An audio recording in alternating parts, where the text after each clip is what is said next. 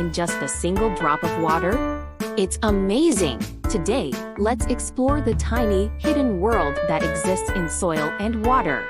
Tiny particles of soil float like little islands, filled with all sorts of life.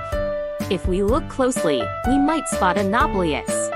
This is the larval stage of crustaceans like copepods and shrimp. Its quick, rhythmic movements give us a sneak peek at the transformation it will go through to become a vital part of the aquatic food web. One of the stars of this microscopic show is the Rotopherthus. Incredible little creatures twist and dance around with surprising skill.